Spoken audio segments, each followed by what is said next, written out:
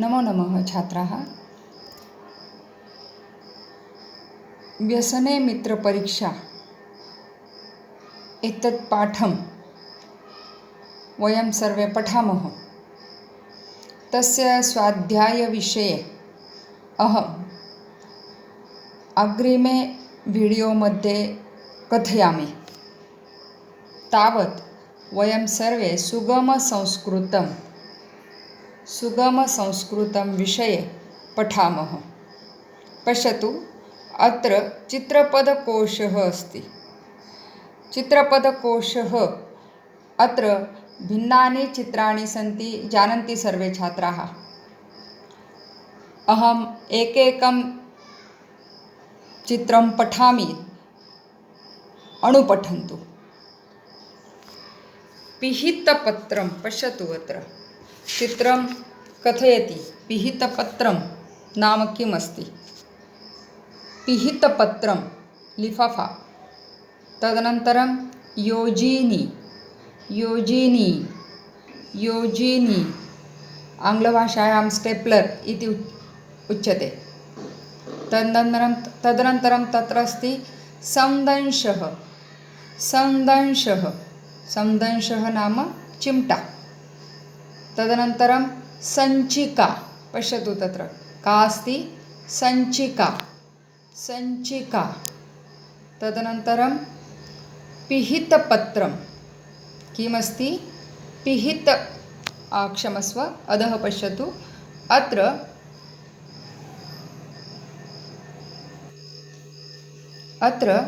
मृदुमुद्रा अस्ति। पश्यतु अधः, अत्र मृदुमुद्रा अस्ति। मृदुमुद्रा नाम ठसा, जो आपण हे घेतो ते शिक्का। तदनन्तरं तत्र मूल्याङ्कः किमस्ति? मूल्याङ्कः। तदनन्तरं रन्ध्रिका, रन्ध्रिका चित्रं सम्यक् अस्ति, जानन्ति सर्वे छात्राः। तदनन्तरं सान्द्रमुद्रिका का अस्ति? एषा सीडी, सान्द्रमुद्रिका। तदनन्तरं तत्र पश्यतु का अस्ति?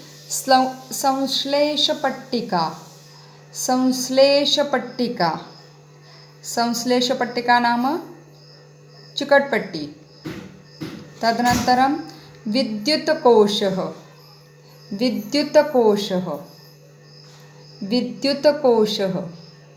तदनन्तरं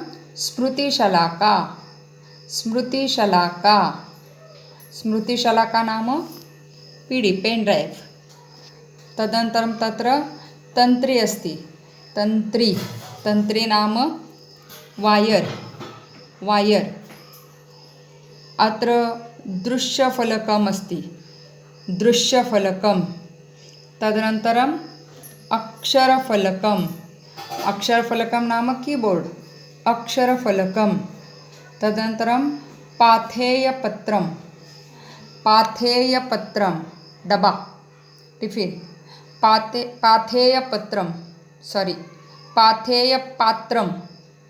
पाथेयपात्रं। तदनन्तरं वस्त्रसूचिः का अस्ति? वस्त्रसूचिः। तदनन्तरं वयं सर्वे वस्त्राणि पश्यामः। पश्यतु, वस्त्राणि। प्रथमम् उरुकम्।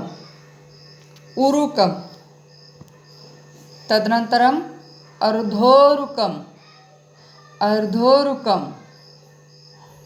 तदनन्तरं युतकं। पादस्यूतः। कः? पादस्यूतः। धौतवस्त्रं।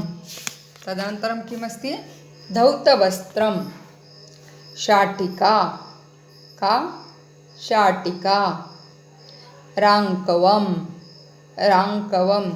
राङ्कवं नाम शाल्, राङ्कवं। स्वेदकः। तदनन्तरम् अग्रे पश्यतु, अत्र रुचयः सन्ति। रुचयः नाम रुचयः। अत्र पश्यतु भिन्नाः रुचयः अत्र दत्तानि सन्ति.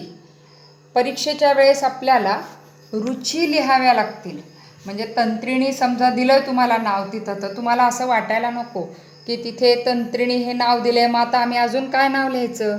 तर तिथे आम्ला ही रुची आपल्याला लिहावी लागेल. तसंच मरीचिका, कटुहू हे रुचीचं नाव लिहावं लागेल. तर त्यामुळं नाव दिलेलं असेल मरीचिका, तर तुम्ही संभ्रमात राहू नका की तिथे मरीचिका नाव दिलं आणि आम्हाला नाव लिहायला काय सांगितलं म्हणून. तर आपल्याला रुचीचं नाव लिहायचं असेल हे लक्षात असू द्यात. अहं पठामि. तंत्रीणी तंत्रीणी तंत्रीणी आम्ला तंत्रीणी आम्ला. मरीचिका मरीचिका मरीचिका कटुहू कटुहू.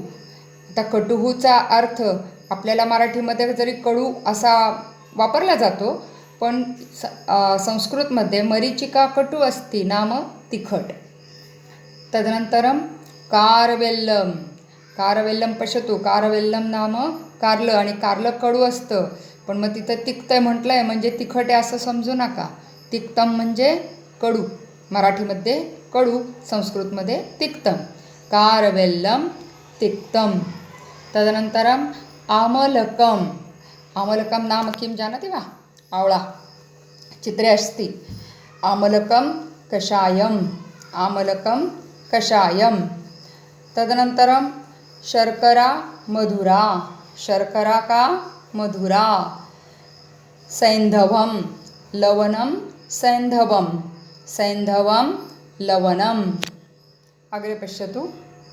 अधुना अत्र खाद्यपदार्थाः सन्ति. का सन्ति? खाद्यपदार्थाः. प्रथमं तत्र किमस्ति पश्यतु. प्रथमं रोटिका.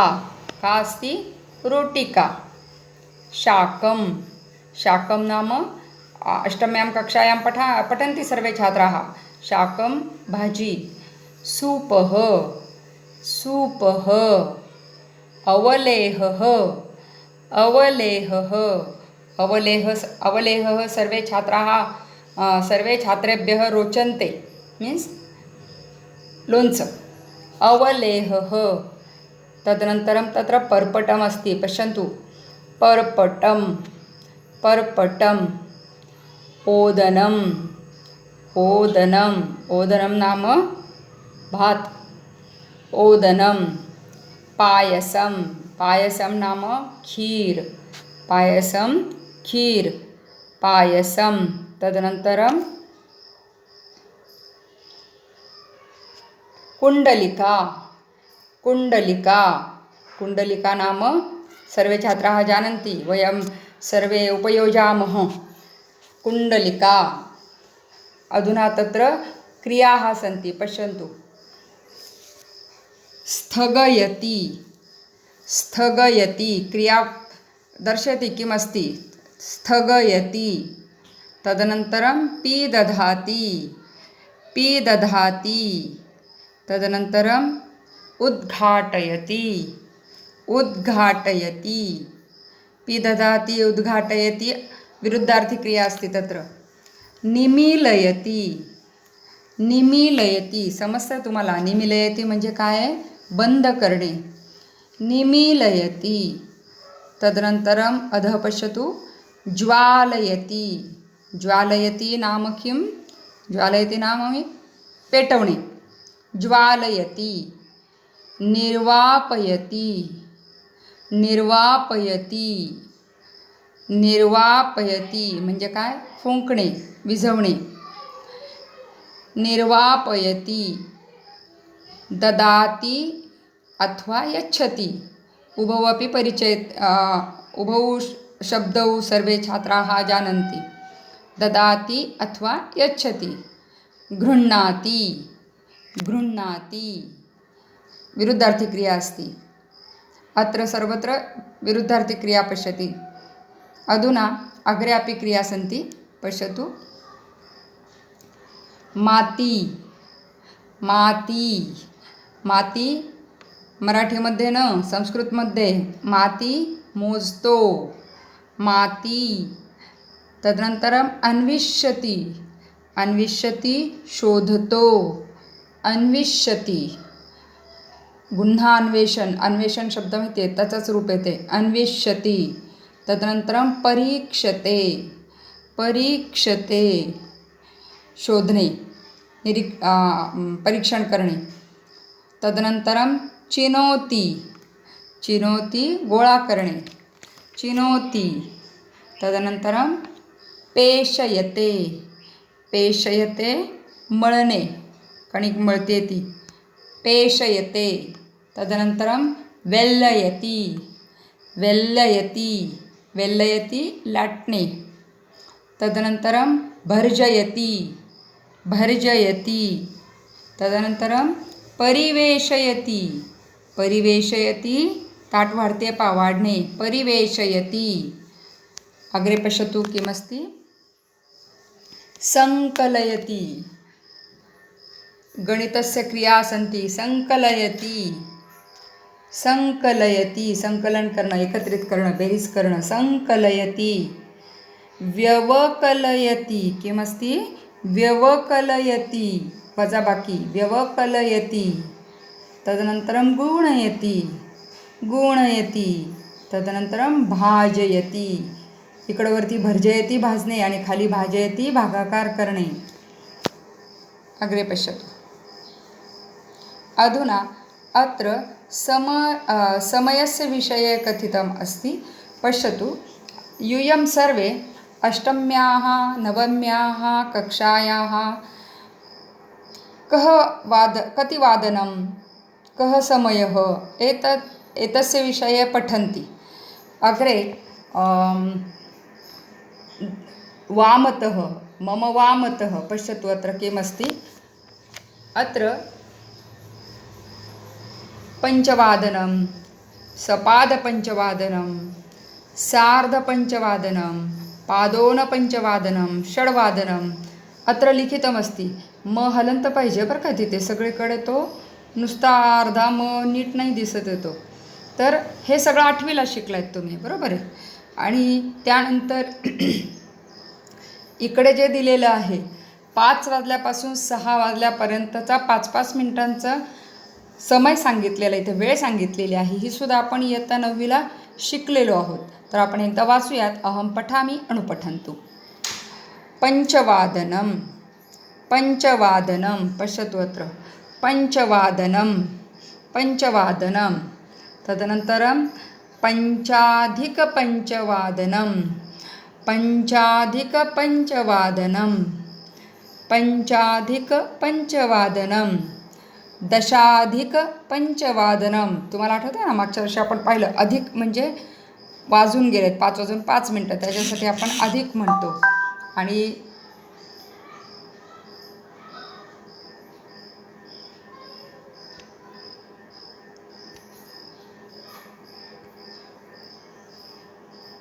कमीला आपण न वापरतो. पुढे आहेच आहे बघा.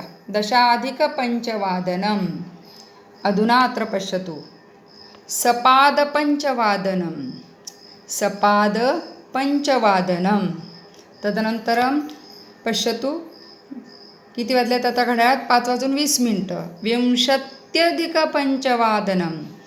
विंशत्यधिकपञ्चवादनं. तदनंतरं पञ्चविंशत्यधिकपञ्चवादनं. पञ्चविंशत्यधिकपञ्चवादनं. तदनंतरं अग्रे सार्धपञ्चवादनं. 5:30 वाजलेत. सार्धपञ्चवादनं. पञ्चत्रिंशदधिकपञ्चवादनं. 35 मिनिट. पञ्चत्रिंशत्. पञ्चत्रिंशदधिकपञ्चवादनं. चत्वारिंशदधिकपञ्चवादनं. चत्वारिंशदधिकपञ्चवादनं. संधी झाल्या म्हणून तो दधिक शब्द दिसतो. त्यानंतर पादोन षड्वादनं. पादोन षड्वादनं. कमी झालेत पाहता. न शब्दप्रयोग येतो तिथे. पादोन षड्वादनं. दशोन षड्वादनं. 6ला 10 कमी आहेत म्हणजेच 5 वाजून 50 मिनटं. दशोन षड्वादनं. पंचोन षड्वादनम, पंचोन षड्वादनम. आणि त्यानंतर किती वाजतील आपल्या घड्याळामध्ये? कः समय भवति तदनंतरम षड्वादनम. अधुना पश्यतु, अत्र अध्ययनसमयतालिका अस्ति. पश्यतु अत्र किं लिखितमस्ति? स्वयम् अध्ययनसमयतालिका. पश्यतु अत्र एका तालिका अस्ति. अत्र एका तालिका अस्ति. तालिकामध्ये क्रमाङ्कः, विषयः, समयः तथा अङ्कैः लिखत एतादृशानि लेखनं भवति तत्र. अधुना अत्र गणितविषयमस्ति. पश्यतु, विषयः गणितं, समयः कः समयः तत्र? प्रातःकाले 5:30 10:06 असा वेळ दिलेला आहे. आणि इथे गाळलेली जागा अंकही लिखतमध्ये तालिका रिकामी आहे, रिक्ता तालिका असते तत्र. अधुना अंकैः लिखत. पश्यतु, प्रातःकाले 5:30. आता 5:30 म्हणजे किती? 5:30 बरोबर आहे. मग त्याच्या पुढे आपल्याला इथे जसं तह लिहिलेलं आहे की नाही, तसं याच्या पुढे आपल्याला तह मी लिहिलेलं दिसतंय का? असं 5, मला इथे व्यवस्थित लिहिता येत नाही आहे. 5:30 तह, 5.30 तह असं लिहायचं आपल्याला. 5:30 तह. आता पुढे काय संख्या दिलेली आहे बघा?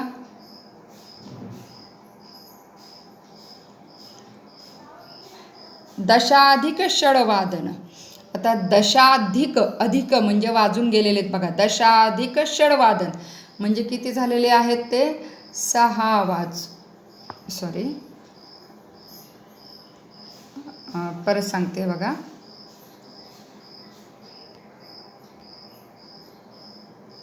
दोन मिनटं थांबा, तुम्हाला सांगते मी. आपल्याला 10:06 पाहिजेत ना.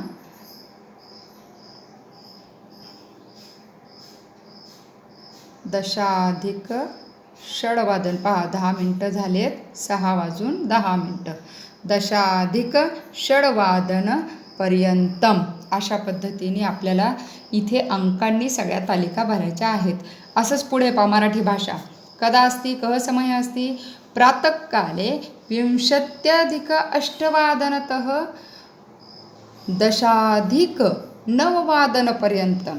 मग आता 20 म्हणजे 20 मिनटं जास्त झालेत. कशाला? 8 म्हणजे 8:20 10:09 म्हणजे 10 परत 10 मिनटं जास्त आलेत, 9 म्हणजे 9:10 अशा पद्धतीने इथे तुम्हाला अंक भरून एषा तालिकां पूर्णं करोतु. अग्रे पश्यतु, अत्र स्वाध्यायः अस्ति.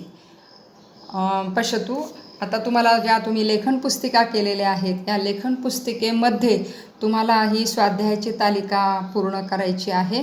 त्याचप्रमाणे हे जे घड्याळ आहे, हे घड्याळसुद्धा आकडे लिहा आणि त्याच्या पुढे संस्कृतमध्ये कसं म्हटलं जातं ते लिहा. म्हणजे 5:00 बरोबर पंचवादनम. तदनंतर 5:05 म्हणजे आपल्याला 5:05 सांगायचेत ना, मग काय सांगणार तिथे? 5:05 असं लिहा. म्हणजे मग ते लिहून प्रॅक्टिस होईल.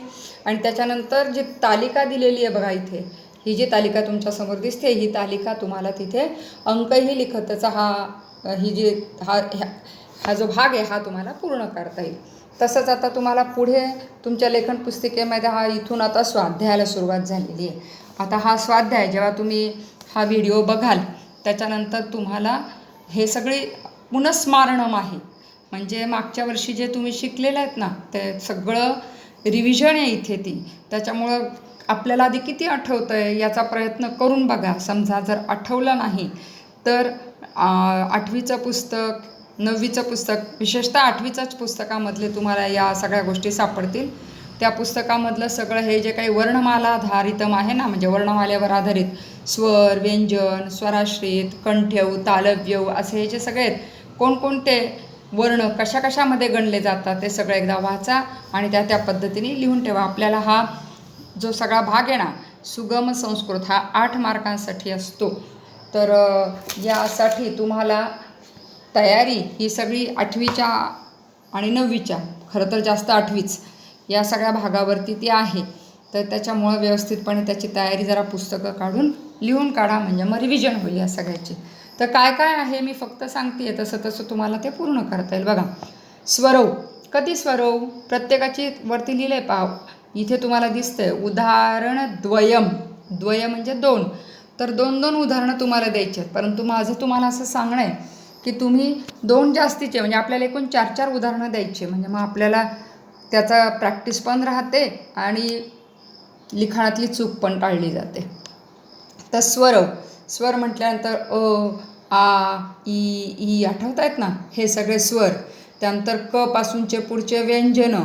त्यानंतर स्वराश्रितौ, कंठ्यौ, तालव्यौ, तदनंतर मूर्धन्यौ, दंत्यौ, ओष्ठ्यौ, अनुनासिके, ह्रस्वस्वरौ, दीर्घस्वरौ, अशा प्रत्येकाची नावं टाकून त्याच्यापुढे त्याची उत्तरं लिहायची आहेत आपल्याला. त्यानंतर इथे आ भाग दिसतोय बघा तुम्हाला, इथे दिसला. ह्रस्व आणि दीर्घ स्वर तुम्हाला लिहायचे आहेत तिथे. ह्रस्वाहा दीर्घाहा तालिका असते तत्र. अह्रस्व दीर्घ काय असेल सांगू शकताय तुम्ही? आ. त्यानुसार राहिलेली ही सगळी तालिका पूर्ण करायची. त्यानंतर इकडे दक्षिणतः एका तालिका अस्ति पश्यतु, तालिकां पूरयत. दिसते तालिकां पूरयत. आता इथे कठोर वर्ण, मृदू वर्ण आणि वर्ग असं दिलं. त्यापैकी बघा तुम्हाला हा जो वर्ग भाग आहे ना, हा वर्ग भाग तुम्हाला कंठ्य, तालव्य, मूर्धन्य, दंत्य, ओष्ठ्य हे सगळं 8वीच्या पुस्तकामध्ये आपलं झालेलं आहे. तर त्याच्यामुळे तुम्हाला या सगळ्या गोष्टी माहिती आहेत. बघा, कंठ्य म्हणजे क वर्ग, आठवतं आहे आपण शिकलो होतो. तालव्य म्हणजे च वर्ग, मूर्धन्य ट वर्ग, दंत्य कोणता वर्ग येईल सांगा? पहा, क च ट त प, आठवतं आहे का? हा इथे काय आला? ट. दंत्य म्हणजे त वर्ग आणि ओष्ठ्य म्हणजे प वर्ग. आठवतं आहे तुम्हाला मी सांगितलं होतं क च ट त प. तर मग आता याच्यामध्ये बघा, पहिले 2 असतात ते कठोर वर्ण असतात, नंतरचे 3 मृदू वर्ण क्रमाने. पहिले 2 कठोर, त्यामुळं क नंतर ख. त्याच्या पुढचे 3 मृदू वर्ण आणि शेवटचा असतो तो मृदू वर्णामधलाच शेवटचा असतो तो अनुनासिक असतो. इथे तुम्हाला दिसतंय अनुनासिक, हे पहा, हे. त्याच्यानंतर हे अनुनासिक, इथे शेवटी येणार ते अनुनासिक, इथे येणार ते अनुनासिक, इथे येणार ते अनुनासिक. शेवटचे असतात ते अनुनासिक, मृदू वर्णामध्येच येतात ते. तर हे तुम्हाला तिथे पूर्ण करायचं आहे. त्यानंतर आता पुढे जाऊयात आपण. अग्रे पश्यतु. संयुक्त स्वरान लिखत. संयुक्त स्वर म्हणजे ज्याच्यामध्ये 2 स्वर एकत्र येतात. अ म्हटल्यानंतर तो एकटाच असतो, ई म्हटल्यानंतर तो एकटाच असतो. परंतु तुम्हाला सगळ्यांना माहिती आहे, अ अधिक ई त्याचा काय होतो, आठवतोय का? अ अधिक ई, पहा मी इथे लिहून दाखवते. अ अधिक ई त्याचा होतो ए. आठवलाय? आपण लकार शिकलो तेव्हा सुद्धा तो लागतो पहा, लभे, आत्मनेपदाचा प्रत्यय लावताना वगैरे. तर हे जे आहेत अ अधिक ई बरोबर ए होतो. मग हे राहिलेलं सगळं तुम्हाला पूर्ण करायचं. हे सुद्धा तुम्हाला 8वीच्या पुस्तकामध्ये मिळणार आहे, पण मला असं वाटत नाही, तुम्ही थोडासा ताण दिला तर आठवेल तुम्हाला ते. त्यानंतर या इथे बघा, अनुनासिकम लिखत. दिसतंय का? वर्ग अनुनासिकम. मगाशी आपण एक तालिका बघितली होती, त्यावेळेस तुम्हाला मी सांगितलं होतं कंठ्यामध्ये कोणता अनुनासिक आहे, तालव्यामध्ये कोणता अनुनासिक आहे, हे सगळं अनुनासिक तुम्हाला इथे भरायचं आहे. त्यानंतर पहा इथे स्वराश्रित. स्वराश्रित म्हणजे जे स्वरांच्या आश्रयाने येतात ते स्वराश्रित, म्हणजे त्यांचा एकट्याचा उच्चार होऊ शकत नाही, स्वरांच्या सहाय्याने त्यांचा उच्चार होतो. त्यामुळं अनुस्वार आहे बघा, अनुस्वाराचा नुसता उच्चार करतो का आपण? नाही. जेव्हा कशावर तरी तो अनुस्वार दिला जातो तेव्हा तो अनुस्वार असतो. त्यामुळं अनुस्वार लिहिलं आहे ना इथे, तर त्याच्या पुढे इथे तुम्हाला काय लागेल, इथे रेष दिसते, त्या रेषेवरती हा अनुस्वार दिला आहे, येते लक्षात. त्यानंतर आता खाली एक दिलेलं आहे बघा, हे हे 2 टिंब कशाचे आहेत माहिती आहे तुम्हाला सगळ्यांना? काय म्हणतो आपण त्याला? विसर्ग. काय म्हणतो त्याला? विसर्ग. विसर्गाचा सुद्धा नुसता उच्चार होत नाही. त्याच्या अलीकडे अ असेल तर अह करतो, ई असेल तर इही करतो, उ असेल तर उहू करतो. म्हणजे स्वरांवर आधारित ते शब्द आहेत, म्हणून त्याला स्वराश्रित म्हणतात. त्यानंतर पुढे बघा, इथं छोटीशी मधली तालिका दिसते तुम्हाला. इथं आहत्य वर्णान लिखत. आहत्य वर्णान लिखत म्हणजे काय? तर एकूण किती वर्ण आहेत आपल्याकडे? मराठीमध्ये किती वर्ण आहेत? 13 स्वर आहेत. व्यंजनं किती आहेत आणि एकूण वर्ण किती आहेत? तर व्यंजनं आहेत 33 आणि एकूण वर्ण झाले 46. असं तिथे आपल्याला लिहायचं आहे. त्यानंतर बघा, इथे तुम्हाला संख्याः अक्षरैः दिसतंय का? मी कुठलं वाचते ते बघा. संख्याः अक्षरैः अंकैः लिखत एकतः शतंपर्यंत. तुम्हाला सांगितलं ना आपण 8वीला एकतः 50पर्यंत, नवम्याः कक्षायाः 50तः शतंपर्यंतं संख्याः पठामः. अधुना एतस्मिन् वर्षे एकतः शतंपर्यंतं संख्या परीक्षार्थं सन्ति. अधुना अत्र एका तालिका अस्ति. एषा तालिका पूर्णं करोतु. आता इथं बघा, अंकाः 15 लिहिलेले. मग आता अक्षरामध्ये तुम्ही काय लिहिणार सांगा मला? 15 माहिती आहे तुम्हाला सगळ्यांना? पंचदश, बरोबर आहे की नाही? तसं 23, 80, 64ला काय म्हणणार ते लिहायचं. आता इथं 36 आहे. मग आता 36 म्हणजे किती? 36. ते तुम्हाला इथे लिहायचं. अशा पद्धतीने ही तालिका तुम्हाला पूर्ण करायची. आलं लक्षात? तदनंतरं वयम् अग्रे पश्यामः किमस्ति. अत्र वासरतालिका अस्ति. पश्यतु, अत्र वासरतालिका अस्ति. वासरतालिका स्मरते वा? अत्र अद्य कः वासरः, श्वः कः वासरः, ह्यः कः वासरः. वयं हस्तस्य उपयोजनं कुर्मः. पश्यतु, श्वः, ह्यः, तत्पूर्णं करोतु. अत्र अद्य बुधवासरः, श्वः कः वासरः, ह्यः कः वासरः. मग आता शुक्रवार आहे. शुक्रवार म्हणजे कोणता दिवस ते तुम्हाला वरती गाळलेल्या जागात लिहायचे. तर हे सगळं तुमचं स्मारणम आहे, म्हणून मी तुम्हाला आता इथं काही सांगत नाही आहे. तुम्ही ते आठवा, तुमच्या वह्यांमध्ये पूर्ण करा. काही शंका असेल तर आपण ती डिस्कस करूया.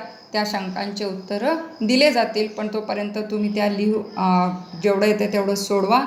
आणि तुम्हाला सांगितल्याप्रमाणे जर काही शंका असेल तर तुमच्या वहीच्या पाठीमागे ती नोंद करून ठेवा. जेव्हा आपण व्हॉट्सअपवरती भेटू तेव्हा, किंवा अगदीच जर झालं शक्य तर माझा ईमेल ID मी तुम्हाला देते आहे, sandhya21darp@gmail.com. त्याच्यावरती सुद्धा तुम्ही हे पूर्ण करून पाठवा मात्र. त्यानंतर पुढे बघा, आपल्याला इथे अजून तिसरा एक एक्सरसाइज दिलेला आहे, अभ्यास दिलेला आहे. अत्र नामाधारितम. आता हा जो काही आहे ना, हा नामाधारित आहे. म्हणजे नामावर आधारित प्रश्न परीक्षेला येणार. 2-2 मार्कांसाठीचे असतात. काय काय विचारतात हे परत एकदा. स्मारणमच चालू आहे ना, त्यामुळं 8वी-9वीला काय शिकला आणि पुढे 10वीला पण शिकणार आहात तुम्ही. बघा, तर अकारांतस्य नामद्वयम. नामद्वयम, नाम द्वे नाम. कळते? तुम्हाला 2-2 नावं लिहायची आहेत. मग आता पहिलं काय? अकारांतस्य नामद्वयम. मी तुम्हाला एक सोडवून दाखवते इथे. अकारांत. मग आता इथं तुम्हाला पुल्लिंगी स्त्रीलिंगी सांगितलं नाही, पण स्त्रीलिंगी अकारांत शब्द शक्यतोवर असतात मुलींच्यात. आता स्नेहल हे नाव मुलीचं पण आहे आणि मुलाचं पण आहे, पण आपण ते मुलीचं नाव जनरली आपण आकारांत लिहितो, हे तुम्हाला माहिती आहे. त्यामुळे इथं तुम्ही कुठल्याही अकारांत शब्द पुल्लिंगी लिहू शकता. नपुसकलिंगी लिहू शकता. आता वन शब्द आहे, तो अकारांत नपुसकलिंगी शब्द आहे की नाही, तर त्याच्यामुळं तुम्हाला इथे कुठलंही चालणार आहे. देव चालेल, वन चालेल, तुमचं स्वतःचं नाव चालेल अकारांतस्य. त्यानंतर आकारांत.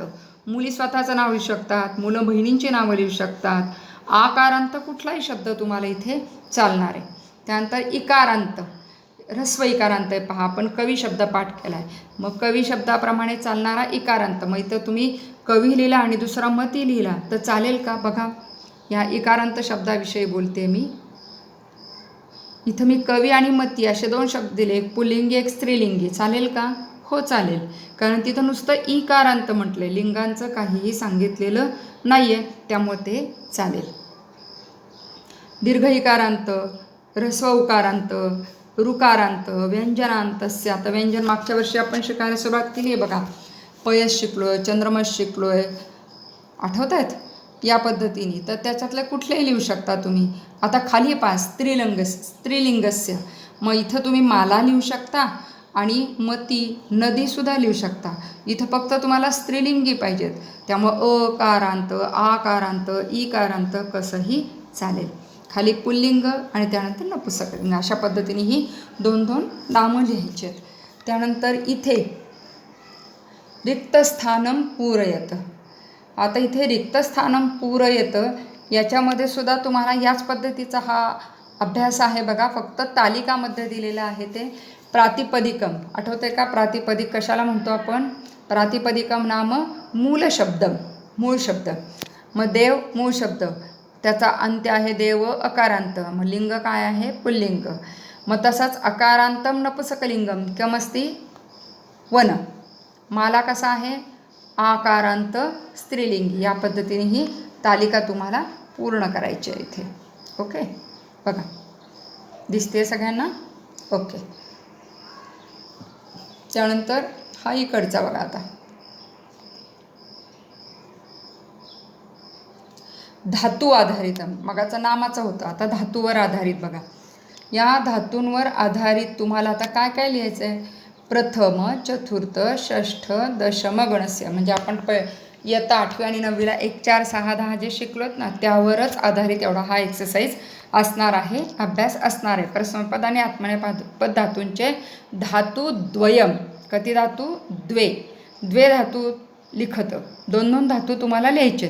परत एकदा माझी सूचना ही असेल, इथे जरी 2 धातू लिहा म्हटलं आहे तरी आपण 1-2 जास्तीचे लिहूनच ठेवायचे. किंवा हा एक्सरसाइज आहे तुमचा, परीक्षेला ऐनवेळेस आठवत नाही आपल्याला, त्यामुळं परस्मैपदाचे पहिल्या गणाचे 3-4 धातू माहितीच पाहिजेत, आत्मनेपदाचे 3-4 धातू माहितीच पाहिजेत. ही सगळी तालिका आपली या कालावधीमध्ये पूर्ण झाली पाहिजे, माझ्या लक्षात ठेवलंच गेलं पाहिजे ते. आता इथं उदाहरण म्हणून एक धातू दिला आहे बघा तुम्हाला.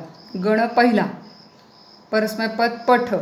मग अजून एक कोणता लिहाल तुम्ही? आपण नेहमी वापरतो तो गच्छ धातू चालेल, नम धातू चालेल.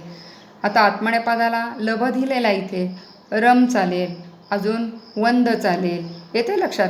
अशा पद्धतीने तुम्हाला इथे 1, 4, 6, 10 याची ही तालिका पूर्ण करायची आहे. अशा पद्धतीने हा तुमचा एक्सरसाइज तुम्हाला पूर्ण करायचा आहे. तर बघा विद्यार्थी मित्रांनो, हा जो काही आहे, आपण हा जो व्हिडिओ बघितला आहे किंवा आजचा हा जो तुमचा अभ्यासक्रम आहे, हा सगळा पुनःस्मरण आमचा आहे. तुम्ही इयत्ता 8वी आणि 9वीला काय शिकला आहेत ते आठवणं इथे आहे आणि त्याच्यावर आधारित स्वाध्याय आहे. नवीन काय आहे तर चित्रपदकोश आहे नवीन, तो यावर्षी परीक्षेला त्याच्यातली चित्र येणार, हे मी तुम्हाला वेगळं सांगायला नको आहे. तर हा सगळा अभ्यास तुम्ही तयार ठेवा. यानंतर परीक्षेचं स्वरूप, किती मार्कांची परीक्षा आहे वगैरे सगळं मी तुम्हाला अजून एक काही कालावधीनंतर सांगेनच. त्यावेळेस परत आपल्याला याविषयीची चर्चा करावीच लागेल. तेव्हा परत एकदा आपण तेव्हा बघूयात. तावदेव वयम अत्र अहम अत्र विरमामि. तावदेव शुभम भवतु. पुनर्मिलामः.